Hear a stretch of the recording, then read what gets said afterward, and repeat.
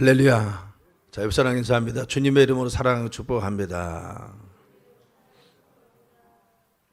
다시 한번 인사하는데 하나님께서 함께 하십니다.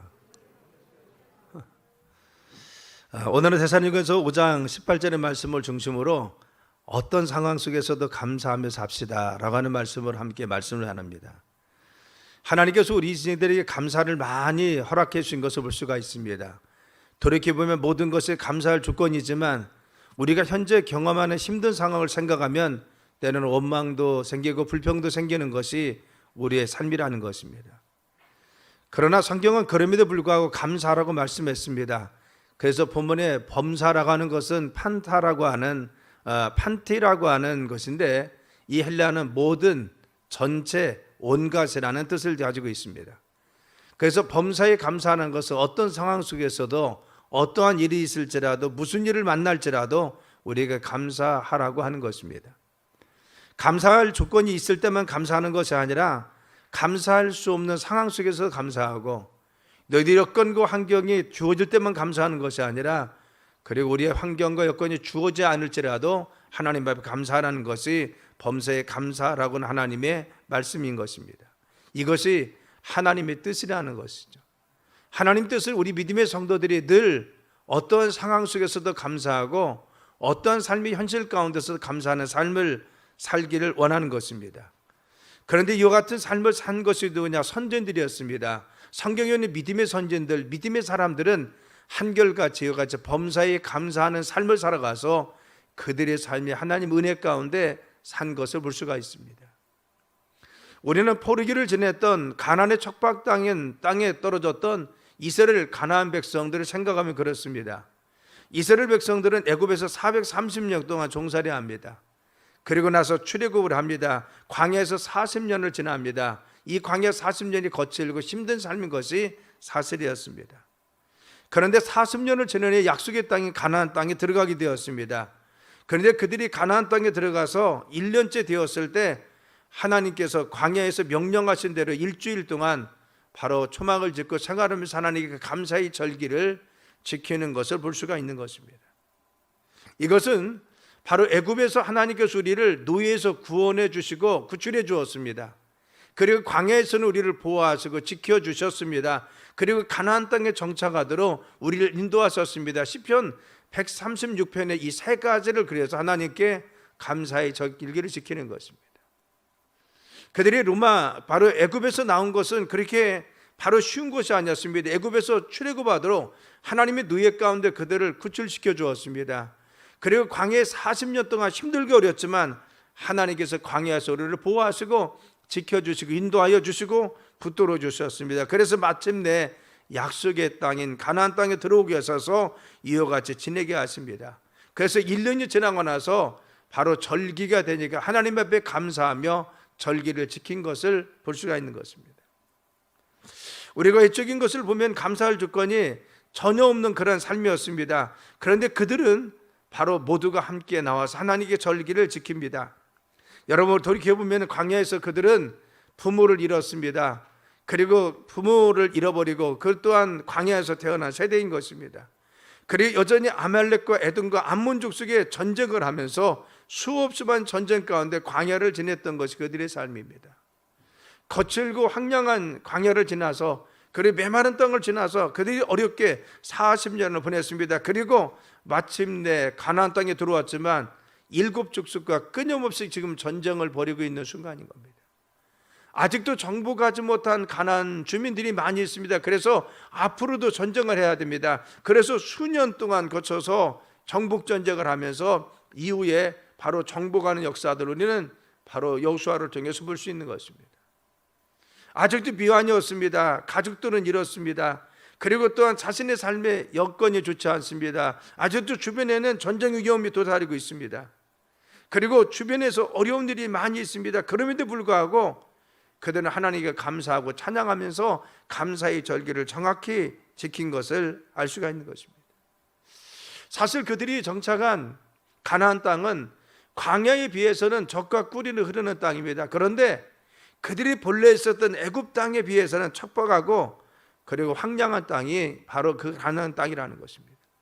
그래서 신명기 11장 11절에 너희가 건너가서 차지할 땅은 산과 골짜기가 있어서 하늘에서 내리는 비를 흡수하는 땅이다 라고 했어요. 그렇죠. 애굽에서 그들이 정말 지중해에서 범람해서 그 기름진 땅에서 늘 살았는데 이 아름다운 그러한 땅을 바로 벗어나서 그들은 광야 40년을 지나 이제는 가나안 땅에 왔습니다. 비록 광야에 비해서 그 땅은 겉과 젖과 꿀이 흐르는 아름다운 땅이었지만 분명한 것은 이전에 있었던 애굽에 비해서는 척박한 땅입니다. 하늘만 바라봐야 됩니다. 그리고 땅은 비를 흡수하는 땅입니다. 바로 고여있지 못하는 그러한 땅인 것입니다. 사람 살 곳이 못 되는 것이고, 그리고 또한 농사 짓기가 쉽지 않은 것이고, 정착하기가 쉽지 않은 것이 바로 이 가나안 땅인 것을 표현해 주고 있는 것을 알 수가 있습니다. 그런데 그들은 가나안 땅에 들어와서 1년째 되었을 때 하나님 앞에 절기를 지키며 하나님께 감사한 것을 알 수 있는 것입니다. 어렵게 힘들어도 그들은 자신이 하나님께 지켜야 될 절기를 지킵니다. 여건이 힘들어도 하나님 앞에 정확하게 절기를 지켜 하나님께 예배하고 감사했습니다. 예배를 빠지지 않고 절기를 지키며 늘 찬양했던 그들의 모습을 우리는 볼 수가 있는 것입니다. 또한 포로 이후에 귀환 시도도 마찬가지입니다. 우리는 1차와 2차와 3차에 거쳐서 그들이 귀환했다는 걸 잘 알 수가 있습니다. 유다가 바벨론에서 멸망합니다. 그리고 그들이 다 끌려갑니다. 그런데 포로로 끌려간 그들의 1차 70년이 지나고 나서 포로에서 귀환합니다. 그래서 칙령에서 귀환하는데 첫 번째는 수룹바벨에서 1차 귀환이 이루어졌습니다. 많은 시간 동안 그들이 걸어와서 자신의 고국인 가나안 땅에 와서 정착했습니다. 그리고 2차도 들어왔습니다. 그것은 바로 학자였던 에스라에서 바로 2차 귀환이 이루어졌습니다. 이전에 수룹바벨과 그리고 또한 에스라가 왔기 때문에 성전도 건축되고 성벽도 잘 건축한 줄 알았습니다. 그런데 느헤미야가 바로 자기 고국의 소식을 하나님 아닌 형제로부터 들어보니까 그 땅은 정말 황폐하고 그곳에 있는 사람들은 능욕을 당하고 성은 불탔으며 곤경과 어려움 속에 침략을 당하고 있다는 비통한 소리를 들려줍니다. 그래서 느헤미야는 하나님 앞에 통곡하며 슬피 금식하며 기도하며 하나님께 간구했다는 것을 지난주 보았습니다. 정말 그가 하나님께 간구합니다. 그래서 그 땅 자기 고국에 대해서 기도했습니다. 그리고 정말 주님의 지혜를 구합니다. 하나님 역사하심을 간구했습니다. 그래서 하나님 역사하심으로 아닥사스다 왕의 허락을 받고 느헤미야는 자기 백성들을 끌고 가서 그리고 성벽을 건축할 많은 자재를 가지고 와서 성벽을 건축하기 시작합니다. 제3치 귀환이 이루어진 거죠. 그런데 쉽지 않았습니다. 가서 황폐한 성읍을 재건하려고 합니다. 성벽 무너진 것을 바로 세우려고 했습니다. 그리고 불탄 곳을 다시 복구하려고 했습니다. 그래서 급히 성벽을 수축하려 했지만 사마리아와 암몬 사람들 그리고 아수돗 사람이 연합해서 방해를 부르기 시작합니다. 그래서 그 일이 지체되기 시작됐다는 겁니다. 그런데 겨우 이것을 수습하고 나니까 내부적으로 문제가 생겼습니다. 내부에서 또 불만이 생깁니다. 불평합니다. 갈등이 있었습니다. 힘들다고 합니다. 그래서 사람들이 하나로 뭉치지 않았습니다. 밖에서는 외적들이 끊임없이 방해하고 끊임없이 그 성벽을 못 쌓게 합니다. 안에서는 또 불만이라고 불평들은 합니다. 그리고 도와야 되는 득와 귀인 같은 사람은 돕지 않습니다. 그래서 전혀 중수안에도 참여하지 않고 방관자가 되어서 무슨 불만이 있는지 전혀 참여하지 않고 관망하는 사람이 되어서 멀찍이 떨어져 있었다는 겁니다. 힘들고 어려운 그런 성벽 건축의 과정이었습니다. 그런데 갖가지 음모와 어려움 이런 난관을 뚫고 51일 만에 성벽을 건축합니다. 그래서 성을 다 준수했습니다. 그런데 여전히 그 시간 이후에도 우리는 느헤미야서 1장, 2장, 3장을 지나서 계속해서 건축하는 과정을 보면은 이런 어려움들이 계속 가정되다가 7장에 보면은 성벽 건축이 완공되었다는 소식을 듣습니다. 그런데 여전히 내부적으로 문제가 있었던 것을 볼 수가 있습니다. 그렇죠. 내부적인 문제가 끊이지 않았습니다. 그리고 성벽은 다 건축했지만 문제는 있었습니다. 그런데 바로 지도자를 세우고 행정력을 조직을 갖추기 시작합니다. 그리고 나서 우리가 8장이 이르면은 느헤미야 8장에 그들은 절기가 되니까 하나님 앞에 초막절을 지키며 감사하기 시작했다는 겁니다. 우리가 볼 때는 무엇인가 어수선합니다. 성벽은 다 건축됐지만 내부전은 결집되지 않았습니다. 무엇인가 조직이 갖추어지지 않았습니다. 그래서 어수선한 상태였지만, 그러나 그들은 하나님의 절기를 잃어버리지 않고 정확하게 절기가 오자 그들은 하나님께 절기를 지키기 위해서 성회를 모입니다. 굵은 베옷을 입습니다. 티끌을 무릎에 쓰고 금식하며 기도하기 시작합니다. 자기 열조들의 죄를 자기의 죄같이 고백하면서 하나님 용서하고 긍휼히 여겨달라고 합니다. 그래서 죄를 철저히 회개합니다. 그리고 율법을 낭독하면서 하나님 말씀 가운데 서기를 위해서 다짐합니다. 여러분, 그렇죠? 그들은 정말 어려운 환경 속에 있었지만 그동안 힘들고 어려운 삶을 지났습니다. 그래서 바벨론에서 그들이 포로로 잡혀간 이후에 3차 기원이 이루어졌습니다. 그곳에 와서 단결을 하려고 했지만 하지 못했지만, 낮에는 정말 그들이 열심히 삽을 들고 일합니다. 저녁에는 횃불을 들고 그들이 또 일을 하기 시작했습니다. 한쪽에는 창을 들고 적군과 마주치고 싸워야 됐습니다. 이 어려운 시간, 밤에도 잠을 자지 못하고 힘들게 51일 동안 성벽을 건축하고 완공합니다. 그래도 다 결집되지 못했지만, 그러나 절기가 되니까 하나님께 성회를 모입니다. 그리고 금식하고 참여하고 기도하고 말씀을 들으면서 하나님 앞에 주권자 되시고 하나님을 인정하고 하나님께서 공의로우신 분이다, 하나님께서 온전하십니다, 우리의 삶을 지금까지 완벽하게 인도하셨습니다, 공의롭고 의로우신 하나님을 정말 내세우면서 그들은 새로운 결단합니다. 우리가 말씀 가운데 살겠습니다. 이제는 믿음으로 살겠습니다. 하나님을 의지하고 살겠습니다. 죄를 지키지 않겠습니다. 진노 중에도 긍휼을 베푸시는 주님을 내가 믿습니다. 하나님 이 가운데 역사하여 주셔서 오직 영광 받아들라고 하나님께 영광을 돌립니다. 여러분, 이것이 바로 이스라엘 백성들의 위대한 점인 거죠. 어려움 속에 있어도 그들은 절기를 정확하게 지킵니다.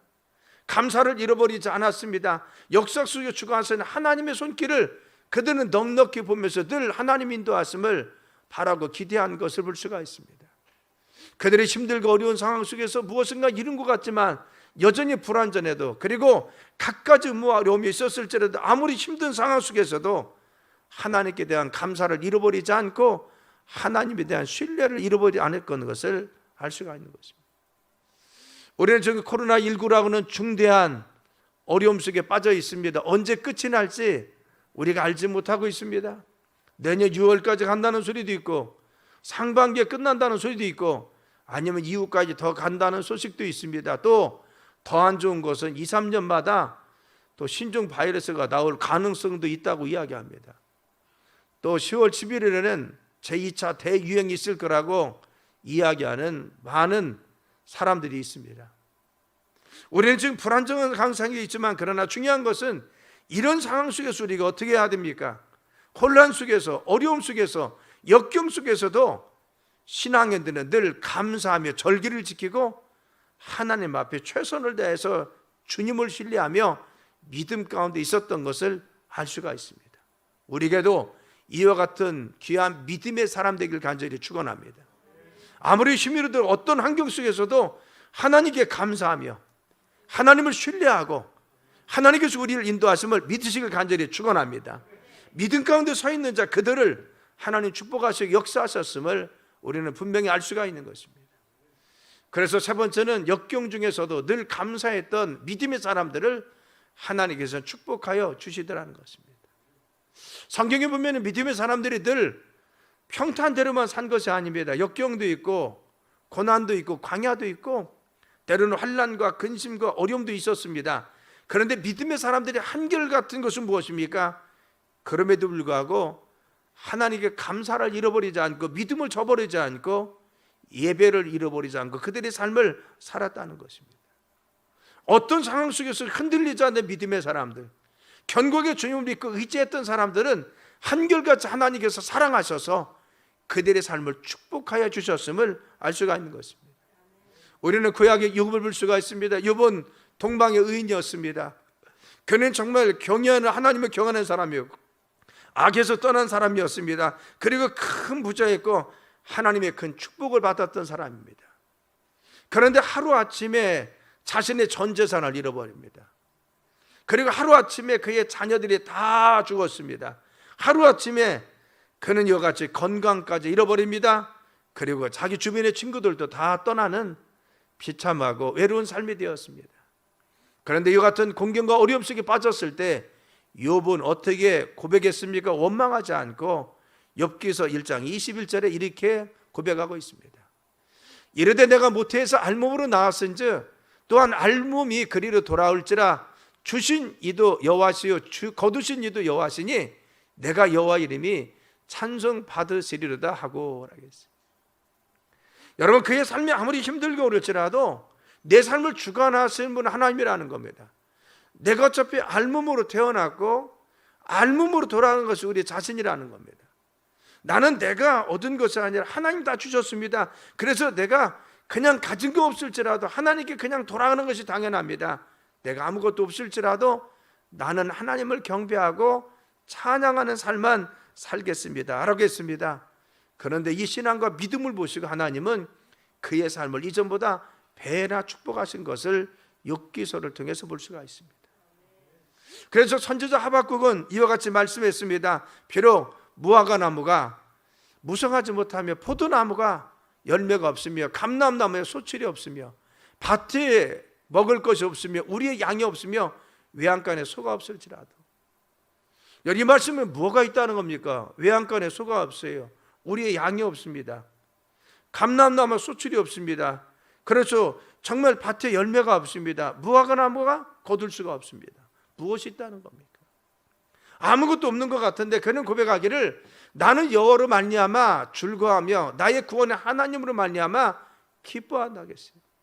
나는 내 삶에 있고 없음이 중요한 것이 아니라 하나님만 내 삶에 함께 하시며 하나님이 내 삶의 주관자가 되시며 살아계신 하나님이 내 삶에 함께 계시면 나는 지금의 어려움도 고통도 두려워하지 않습니다라는 겁니다.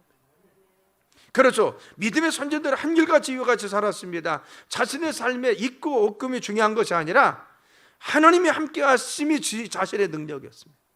하나님이 함께 하심이 그들의 삶의 소명이었습니다. 하나님이 함께 하신다는 믿음이 있을 때 그들은 어떤 어려움 속에서도 잘 참고 견디고 이겨내서 마침내 승리하는 축복의 삶을 산 것을 볼 수가 있는 것입니다. 여러분, 우리가 신약에 보면 바울과 실라가 있습니다. 그는 전도하다가 바로 피투성이 되도록 그는 매를 맞았습니다. 그리고 착고가 채이고 그리고 또 옥문이 잠겨서 그들은 감옥에 갇혔습니다. 그런데 그들은 밤새 하나님 앞에 찬양했다고 이야기합니다.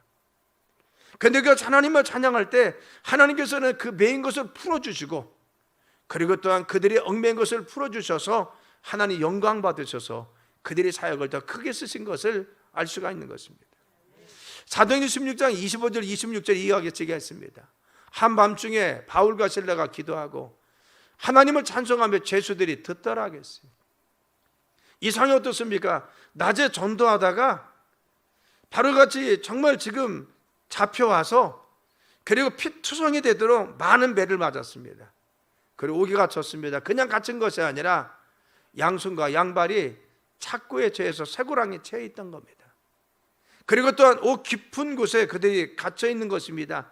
그런데 이 깊은 곳에 갇혀 있을지라도 하나님을 찬송하는데 죄수들이 듣도록 했어요. 그래서 그 밤에 죄수들이 다 들을 수 있도록 하나님을 찬양했습니다. 하나님께 기도했습니다. 그리고 바울과 실로가 기도하고 하나님을 찬송하며 죄수들이 듣더라고 해서 기도 소리 전 옥에 있는 사람이 다 들었습니다. 이 찬양 소리 전 옥에 있는 사람이 다 들었습니다. 그런데 어떤 일이 일어났습니까? 이에 갑자기 큰 지진이 나서 옥터가 움직이고 문이 곧 다 열리며 모든 사람의 매인 것이 다 벗어졌다고 했어요. 성경에 지진이라고 표현한 것은 무엇입니까? 하나님의 역사가 바울과 실라가 갇혀있는 감옥에 임했다는 겁니다. 하나님이 그 바울과 실라가 갇혀있는 감옥에 임해서 지금 하나님이 그들의 착고를 풀어주시고 옥문을 열어주신 것입니다. 만약 큰 지진이 정말 났으면요, 여러분 지하 감옥은 무너지고 말았을 것입니다. 그래서 그들이 다 주변 사람들과 함께 죽고 말았을 것입니다. 여기서 지진이라고 표현한 것은 바로 그것이 하나님 역사가 있어서 흔들렸다는 겁니다. 그런데 이 흔들림을 통해서 며 있는 것이 풀어졌습니다. 여러분, 흔들린다고 풀어집니까? 자꾸가? 그런데 쇠고랑이 풀어졌어요. 왜? 하나님이 임재하셨다는 겁니다. 그렇죠. 흔들린다고 해서 옥문이 그냥 자동으로 자물쇠가 열립니까? 하나님께서 풀어주셨다는 겁니다. 그렇죠. 그들이 정말 어려운 환경 속에서 감사할 수 없을 때, 기도할 수 없을 때, 그리고 불평이 나올 수밖에 없는 상황 속에서 하나님께 감사하고 찬양하고 기도했더니만 하나님이 그 현장에 역사하셔서 그 배에 있는 착고를 풀어주시고 옥문을 열어주셔서 그들을 구출하여 주신 것을 알 수가 있는 것입니다. 여러분, 그렇습니다. 우리가 어려운 환경 속에서 감사할 조건이 없을 때 하나님께 감사하고 찬양하고 주님께 기도하고 예배하면 하나님이 역사하심을 느끼고 체험할 수 있는 것이 우리의 삶입니다. 때는 힘들고 어렵습니다. 때는 예배드릴 여건이 아닙니다. 때로는 핍박도 있습니다. 때로는 가기도 싫습니다. 때로는 유혹도 있습니다. 그러나 믿음 가운데 예배를 중요시하고 하나님께 찬양하고 기도하는 자, 그럼에도 불구하고 하나님 앞에 믿음으로 나오는 자, 그들을 하나님 축복하시고 역사하셔서 살아계심을 드러나게 하시는 것이 하나님의 은혜인 것입니다. 하나님의 역사와 기적은 어렵고 힘든 상황 속에서도 감사하는 자에게 허락됩니다. 하나님 능력은 어떤 하나님이냐? 우리가 예배드릴 수 없는 여건에서 더 예배드리고 기도할 수 없는 여건 속에서 더 기도하기를 힘쓰는 것입니다. 찬양할 수 없는 여건 속에서 더 찬양하는 것입니다. 비록 비말이 돼서 함께 모여서 찬양하지 못하면 집에서 혼자라도 찬양하는 겁니다. 그렇죠. 아무것도 없는 곳에서 내가 하나님을 찬양하고 경배합니다. 그리고 또한 예배드릴 수 없어서 공간의 제약을 받으면 떨어져서라도 예배드리는 겁니다. 온라인으로 예배드리는 것입니다. 내가 기도할 수 없으면 성전에 나서 나 혼자 기도하든 아니면 골방에 가서 기도하든 하나님 앞에 느헤미야가 가슴을 쳐가면서 기도했듯이 하나님께 기도하는 자, 믿음 백성들을 주께서 역사하시고 함께하여 주신다는 겁니다. 자, 여러분, 우리가 중요한 것은 하나님에 대한 신뢰를 놓치지 않는 것입니다. 그 하나님 우리의 삶을 지금도 지키시고 인도하시고 우리의 주권자 되심에 대해서 우리가 그 하나님을 정말 신뢰하고 있습니까? 어떤 상황 속에서도 그 하나님을 신뢰하는 자, 하나님은 그들을 축복하시고 함께하여 주십니다. 그래서 우리는 늘 항상 범사에 감사해야 됩니다. 쉬지 말고 기도해야 됩니다. 항상 우리가 기뻐해야 됩니다. 그래서 늘 항상 주님 앞에 기도가 끊이지 않고 감사가 끊이지 않고 늘 항상 기뻐하는 삶을 통해서 믿음의 삶을 살아갈 때 어떤 환경 속에서도 감사의 못을 잃어버리지 않고 예배하는 자, 그들을 축복하셔서 기적 가운데 역사하여 주시는 것입니다. 자, 여러분, 우리가 지금 당하는 어려움들이 많이 있습니다. 제가 어떻게 그것을 말로 다 형언할 수 있습니까? 제가 목회자로서 기도하면서 여러 현장을 보면서 가슴 아파하고 있습니다. 그런데 어떻게 여러분들이 느끼는 그 아픔을 내가 100% 느끼겠습니까? 느낄 수 없는 것입니다. 당하는 어려움과 불편, 그리고 고통, 힘든 거 여러분 스스로가 아는 것입니다. 하나님만이 아실 수가 있습니다. 목회자인 저도 가슴 아파하지만 다 느낄 수는 없습니다. 하나님 아시는 거죠. 그렇죠. 그런데 우리가 이런 어려움 속에 있을지라도 중요한 것은 아무리 크다고 할지라도 욕과 같이 원망하지 말아야 됩니다. 바울과 실라와 같이 우리가 감사와 찬양과 기도를 잃어버려서는 안 됩니다. 어떤 어려움 속에서도 우리는 감사하고 찬양하고 하나님 기뻐하고 주님을 신뢰하고 믿음의 예배를 드리고 믿음으로 나오는 자, 주님께서 그들을 세우시고 역사할 줄 믿습니다. 진정한 감사가 어디서 나옵니까? 객관적인 우리 환경과 상황 속에 나옵니까? 아니라고 봅니다. 여러분, 진정한 감사는 어디 나오냐? 많은 것을 누리기 때문에 나오는 것이 아니라 하나님과의 관계 속에서 나오는 것입니다. 내 상황이 어려워도 하나님 나를 사랑하심을 느끼는 사람들은 감사할 수 있습니다. 내 삶이 힘들어도 하나님이 나를 붙들어 주심을 아는 사람들은 감사할 수 있어요. 감사는 외적인 조건이 좋아서 감사하는 것이 아닙니다. 여러분, 우리가 얼마나 불편합니까? 사회적 거리를 둬야 되고 그리고 음식도 같이 잘 나누지 못하고 찬양도 마음대로 하지 못하고 기도도 하지 못하고 불편합니다. 그런데 우리가 누릴 때 얼마나 감사했습니까? 그때 정말 감사를 누리고 살았습니까? 우리가 정말 주어진 것이 60년대 50년대 어르신들은 그때에 비해서 우리가 지금 얼마나 좋아진 환경입니까? 저 어려서만 해도 어려웠잖아요. 그런데 지금 얼마나 좋아졌습니까? 그런데 정말 우리가 감사가 철철 나옵니까? 그때에 비해서? 아닙니다. 저도 개척을 시작하면서 눈물로 늘 항상 주님께 매달렸던 시절이 있습니다. 지금은 여러 가지가 다 좋아졌습니다. 그는 늘 감사하며 저도 살고 있습니까? 아닙니다. 그것을 잃어버릴 때가 많이 있습니다. 그런데 중요한 것은 이런 외적 환경 때문에 내가 감사하고 사는 것이 아니더라는 겁니다. 하나님과 관계를 확인하기만 하면 우리는 하나님께 감사할 수 있어요. 내가 환경이 어려워도 그래 하나님 나를 눈뜬자 지켜주셔, 나를 사랑하고 계셔, 나를 지금 붙들고 계셔, 나를 지금 인도하셔 승리하게 만들어 주실 것이요. 하나님 여전히 내 삶에 지금도 함께 계시고 같이 계셔. 그 사랑이 느껴지면 눈물이 나와요. 감사가 터져 나옵니다. 내가 어려움 속에 힘들어도 때로는 그 환경 때문에 울었을지라도 내가 힘들거려서 주님께 통곡했을지라도 기도가 나서 그 하나님의 사랑을 느끼고 나면요 또 감사의 눈물이 나옵니다. 하나님의 사랑이 느껴지면 우리가 감사할 수 있는 것입니다. 사랑하는 성도 여러분, 현재의 상황에 침몰할지라도 미래에 대한 전망이 아무리 어려울지라도 하나님 신뢰하길 간절히 축원합니다. 아무리 암담한 소리가 들릴지라도 우리는 하나님을 믿습니다. 하나님께서 우리의 삶의 능력이 되심을 믿습니다. 우리의 삶을 인도할 줄 믿습니다. 그 하나님께서 우리를 통해서 영광 받으실 줄 믿습니다. 그래서 하나님 우리를 영광 가운데 우리를 불러주셨다고 말씀하셨습니다. 로마서 8장 30절에 말씀하십니다. 또 미리 정하신 그들을 또한 부르시고 부르신 그들을 또한 의롭다 하시고 의롭다 하신 그들을 또한 영원롭게 하셨다. 우리를 많은 백성들 가운데 주님의 자녀로 불러주신 줄 믿습니다. 우리를 선택해 주었습니다. 그런데 부르신 그들을 의롭다 하십니다. 하나님의 거룩한 자녀 삼아 주었어요. 우리 하나님 백성으로 불러주셔서 우리를 죄를 사하여 주시고 예수 보혈의 피로 우리를 의롭다 하여 주셔서 하나님의 거룩한 백성을 삼아 주셨습니다. 의롭다 하신 주님께서 우리를 영화롭게 만들어 주어놨습니다. 우리를 통해서 영광받게 원하십니다. 우리 가정을 통해 주님 영광받게 원하십니다. 내 삶을 통해서 주님의 영화롭게 되길 원합니다. 그래서 내 나를 통해서 주님의 이름이 높여지고 우리의 가정을 통해서 주님의 영광 받아주시고 우리의 자녀를 통해 주님이 높여지길 원하시는 것이 주님의 뜻입니다.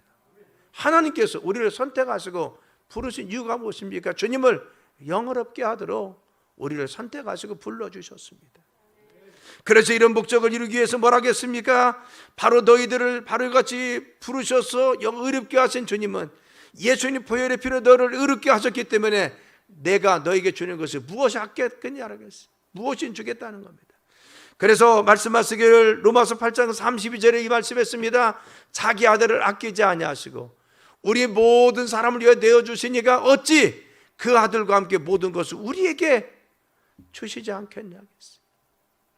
우리를 죄 가운데서 예수님의 보혈의 피 당신의 아들의 피값으로 우리를 하나님의 자녀 삼으시고 양자 삼아 주었습니다.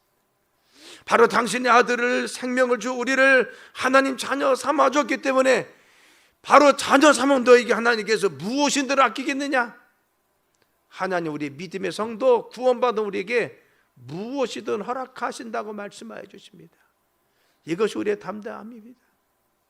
하나님께서 우리가 구할 때마다 우리가 주님께 나올 때마다 무엇이나 허락해 주신다고 했어요. 아끼지 않고 우리의 삶에 넉넉히 베푸시고 인도하시기 원하십니다.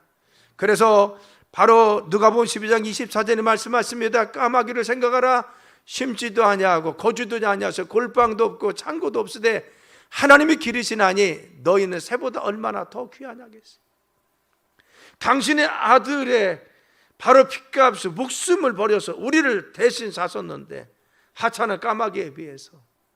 그래서 27절에 말씀합니다. 백합화를 생각해 보라.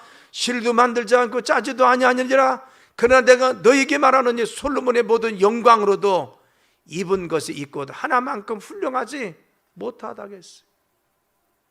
세상에 있는 미모린 까마귀나 백합화, 이것 하나님 먹이 쓰고 잎이 쓰고 기를 쓰고 인도하시는데 하물며 아들의 핏값을 주어 목숨으로 대신 산 너희들, 목숨의 대가가 된 너희들을 내가 얼마나 아끼겠느냐, 내가 너희들을 얼마나 소중히 하기. 하나님께서 우리를 이토록 사랑하신 줄 믿습니다. 우리의 삶에 지금도 관심이 있은 줄 믿습니다. 우리가 어떤 역경 속에 있으나 주님이 우리와 함께 하시는 줄 믿습니다. 하나님 우리들 이토록 존귀하게 여기시고 소중히 여겨주십니다. 남들이 볼 때는 내가 하찮아 보일 수가 있습니다. 부모님 우리에 대해서 기대하지 않을 수도 있습니다. 주변 사람에 대해서 우리에 대해서 손가락질할 수 있습니다. 그러나 나를 구원하신 하나님은 나를 기대하고 있어요. 나를 이토록 사랑하십니다. 나를 존귀 여기십니다. 우리를 통해 주님 영광 받으셔 하시고 하나님의 귀한 역사를 이루시고 원하시는 것이 하나님이십니다. 여러분, 그렇습니다. 우리가 정말 아무리 어려울지라도 하나님께서 복 주심을 믿으시길 간절히 축원합니다. 장래의 평화와 소망을 주시려 함을 믿으시길 간절히 축원합니다. 그래서 온전하여 부족함이 없도록 구비해서 부족함 없도록 우리의 삶을 지금은 연단시키고 훈련시켜서 우리를 축복하시고 원하시는 것이 하나님의 뜻입니다. 우리가 긴 광야를 지금 지나는 이유가 무엇입니까? 하나님 우리를 온전하고 구비하여 조금도 부족함이 없도록 채우신다고 했어요. 그래서 광야를 걸었던 이스라엘 백성들에게 신명기 8장 16절에 이와 같이 말씀합니다. 내 조상들도 알지 못하던 만나를 광야에서 내게 먹이셨나니 이는 다 너를 낮추시고 너를 시험하사 마침내 내게 복을 주려 하십니다. 광야를 지난 동안 그들은 어렵고 힘들었습니다. 그래서 낮아졌어요. 그들이 정말 채찍에 맞아서 힘이 들었습니다. 때로는 죽음의 고비도 있었습니다. 그런데 이것을 통해서 하나님 그들을 훈련시켰어요. 자기의 자존감도 자신의 뚝뚝함도 낮추게 하시고 그리고 훈련시켰습니다. 그래서 믿음의 사람으로 연단시켰어요. 주님만 바라보게 하시고 주님만 신뢰하게 했습니다. 그래서 마침내 복을 주게 하시기 위해서 그들을 광야를 통과하도록 인도하셨다고 말씀하여 주십니다. 사랑하는, 그렇죠. 우리가 지금 광야의 이 삶을 지금 지나고 있습니다. 그런데 중요한 것은 우리를 낮추시고 훈련시키는 이유가 무엇입니까? 마침내 믿음의 백성들을 복주기 위해서 훈련시킴을 믿어야 됩니다.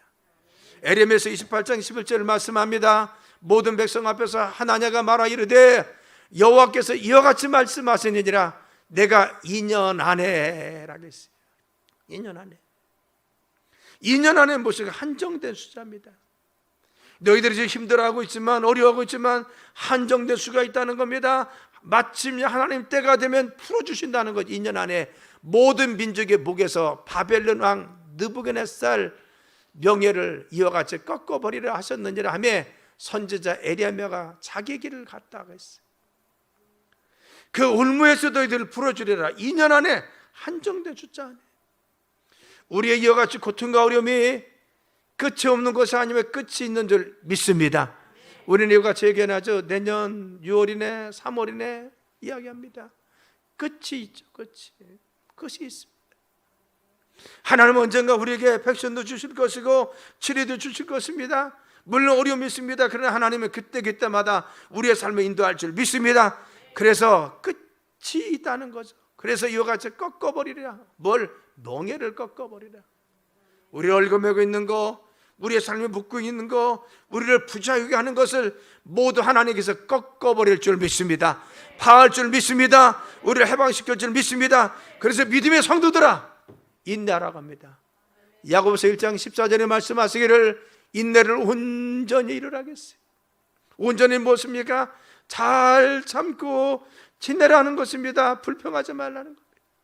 인내를 온전히 참고 견디는 것을 끝까지 하라. 언제? 주님이 우리에게 언제까지 너희가 온전하고 구변하여 조금도 부족함이 없도록 하기 때문에 하나님이 마지막 응답하실까지 인내를 온전히 하겠어요. 여러분, 그렇습니다. 우리가 지금 인내를 온전히 이루어야 될 줄 믿습니다. 그래서 지금 우리가 참고 견디고 주님을 신뢰해야 될 때가 있다는 것입니다. 그래서 베드로전서 1장 7절에 말씀하십니다. 너희 믿음이 확실하면 불로 연단하여도 없어질 금보다 더 귀하여 예수 그리스도께 나타났을 때 칭찬과 영광과 존귀를 얻게 할 것이라 했어요. 너희 믿음이 확실함은 이라겠어요. 너희가 믿음 가운데 있어라. 불로 연단해도 없어질 금보다 더 귀하여 라겠어요.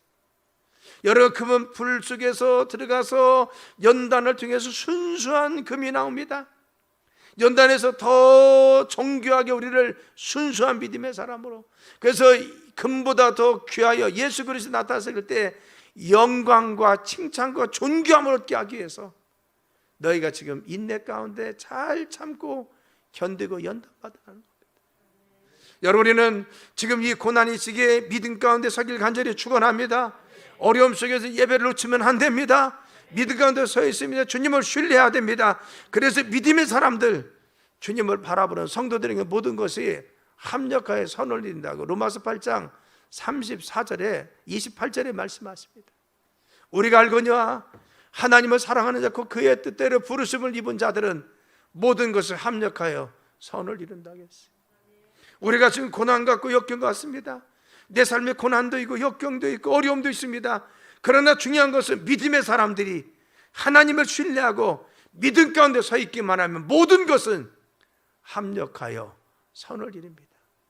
고난도 있고 역경도 있고 기쁜 일도 있고 슬픈 일도 있지만, 그러나 믿음으로 우리가 잘 참고 견디며 욥과 같이, 그리고 이스라엘 백성들과 같이, 그리고 또한 바울과 실로와 같이 하나님 앞에 흔들리지 않고 믿음 가운데 서 있었더니만 하나님 그들 어떻게 갔습니까? 모든 것이 합력하여 선을 이룰 수 있도록 하나님을 사랑하는 자들을 축복하여 주십니다. 그래서 베드로서 4장 13절에 기하겠는데 오히려 너희가 그리스도의 고난에 참여하는 것으로 즐거워하라 하겠어요. 지금 믿음 가운데 너희들이 참고 견디는 것을 즐거워하라 하겠어요. 왜 그렇습니까? 이는 그의 영광을 나타나실 때 너희로 즐거워하고 기뻐하게 하려 하심이니라. 너희가 지금 참고 인내하면서 고난 속에 있느냐? 믿음으로 견디고 있느냐? 즐거워하라는 겁니다. 왜? 내가 이 견디고 나면, 이 믿음의 과정을 거치고 나면, 연단과 시험을 이겨내고 나면 즐거움에 참여하도록, 기쁨에 참여할 수 있도록 영광을 우리의 삶에 드러나게 해주신다는 겁니다. 이것이 우리의 소망입니다. 왜 우리가 지금 믿음으로 참습니까? 어려워도 왜 우리가 믿음, 찬양, 예배, 하나님께 감사를 드리지 않습니까? 우리 이 주님의 말씀을 확신하고 이 말씀대로 이루어질 줄 믿기 때문에 믿음 가운데 서 있는 것입니다. 여러분, 그렇습니다. 우리가 그리스도의 고난에 참여해서 믿음으로 사는 것을 즐거워하시길 간절히 축원합니다. 고난 가운데서 믿음으로 견디는 것을 즐거워하길 간절히 축원합니다. 역경 속에서 주님 앞에 믿음으로 사는 것을 기쁨으로 즐거워하시길 간절히 축원합니다. 그래서 영광이 나타났을 그날, 주님 역사하시는 그날 즐거워 기뻐하도록 우리를 능력 가운데 세울 줄 믿습니다. 사랑하는 성도 여러분, 우리 현실이 어려운 것이 사실입니다. 그러나 하나님은 마침내 우리에게 복을 주려 하시는 것입니다. 장래의 평안과 소망을 주려 하기 위해서 우리를 지금 어려움 속에서 연단하고 온전하고 구비하여 조금 더 부족함이 없도록 만들기 위해서 우리를 지금 인내 가운데 참고 견디라고 믿음 가운데 서 있으라고 말씀하여 주시는 것입니다. 우리는 장차 주님이 줄 상급을 바라봅니다. 주님 영광 가운데 우리를 들어 쓰실 것을 믿습니다. 내 삶과 내 자녀와 내 기업을 쓰실 것을 믿습니다. 그래서 오늘도 우리가 감사할 수 있는 것은 절기를 지키고 하나님 예배하고 주님께 감사하며 주님을 신뢰하고 그 하나님을 믿고 믿음 가운데 서 있는 것은 그 능력의 하나님, 신실하신 하나님이 우리의 삶을 인도할 줄 믿습니다. 이 소망 가운데 승리하는 여러분들의 삶이 되길 예수님의 이름으로 축원합니다. 기도합니다. 하나님, 저희들 소망 가운데 살게 도와주시고 믿음에 인내하게 도와주옵소서. 장차 주님이 주실 평안과 기쁨 그리고 즐거움에 참여할 것을 약속을 바라보며 오늘의 어려움을 연단을 잘 참고 견디며 인내하게 도와주옵소서. 저희들이 흔들리지 않는 믿음을 허락하여 주시며 어떤 상황 속에서도 우리가 감사와 예배와 기도와 찬양을 놓치지 않게 도와주옵소서. 그래서 마침내 우리의 삶에 복 주시는 하나님을 바라보는 저희들 되도록 내 주님 축복하여 주옵소서. 예수님의 이름으로 간절히 기도드려 싸움나이다. 아멘.